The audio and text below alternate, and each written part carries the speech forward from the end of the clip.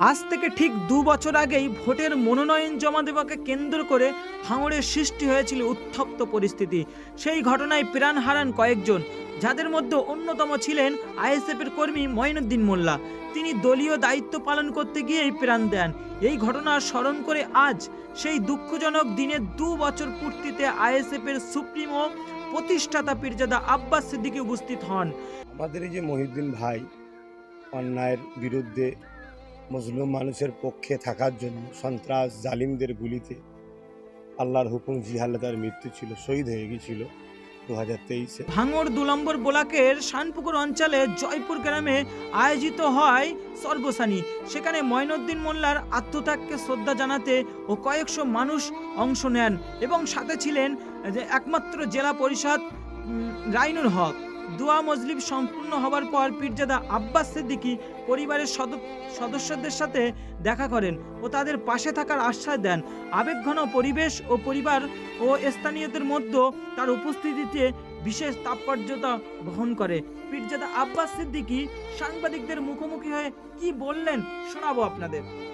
পাশাপাশি সে আমার কওমের মানুষ, দাদা পীরের সিলসিলার মুরিদ এর ঘরের সন্তান, তাই তার বাড়িতে আজকে একটু ছোট দোয়া ছিল আর পাশে আমার একটু জলসা আছে, সেজন্য জিয়ারত করলাম, একটু দোয়া করলাম, এখন জলসাই যাচ্ছে। হ্যাঁ, অবশ্যই, কেন কথা বলবো না। তার বাপ মা আমাদেরকে সম্মান করে, শ্রদ্ধা করে, সন্তানের মতো ভালোবাসে। তাই সেই হিসাবে আসলাম যখন, তার বাপ মার সঙ্গে তো দোয়া যখন করেছি, একটু কথা বলতেই লাগে। ভাঙড়ে তো আপনার ভাই জিতে আছে, সব বছর ঘুরলেই বিধানসভা ভোট, কি বলবো? মানুষ যদি চায় আবার জিতবে, যদি নওশাদ কাজ করে থাকে মানুষ তার পাশে সাথ দেবে, এটা আমি আশা করি। আর যদি আমার ভাই কাজ না করে থাকে, মানুষ যদি সাথ না দেয়, আমার ভাই জিতবে না। এটা আর কি বলার আছে আবার। তবে জুলুম না হোক, সন্ত্রাস না হোক, প্রশাসন নিরপেক্ষতার সঙ্গে মানুষের যে রাইট, অধিকার ভোট দিবা, সেটা দিয়ে যদি মনে হয় নওশাদ সিদ্দিকীকে মানুষ চায়, সে জিতবে। আর যদি নওশাদ সিদ্দিকীকে মানুষ না চায়, যাকে চাইবে সে জিতবে, এটাই তো গণতন্ত্র।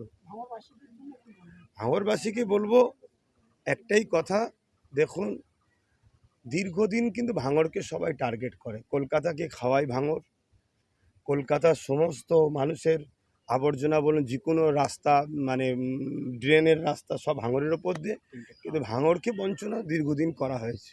শুনলাম নাকি ভাঙড়ে করে একটা ব্রিজ অনেক দিন ধরে নাকি হবে না, ঝগড়া চলছিল, হচ্ছে।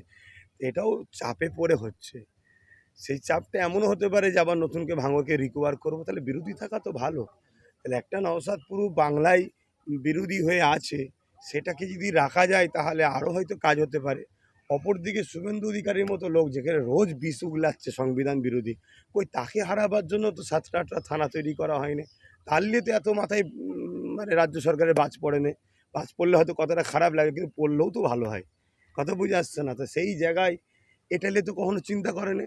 তা সেই নওশাদ নওশাদ নওশাদ, মানে কথা হচ্ছে, পিছিয়ে পড়া জাতিদের মধ্যে মুসলিমদের একটা 30% হোক কম বেশি জায়গা, বড় একটা অংশ তো, এদেরকে নওশাদ চোখ খুলে দিচ্ছে যে তোমাদের কি আছে। এই চোখ যাতে খুলতে না পারে, এই জন্য নওশাদকে চেষ্টা করছে। তবে ভাঙড়বাসী এরা বীরের সন্তান, বীররা নাই বলুন।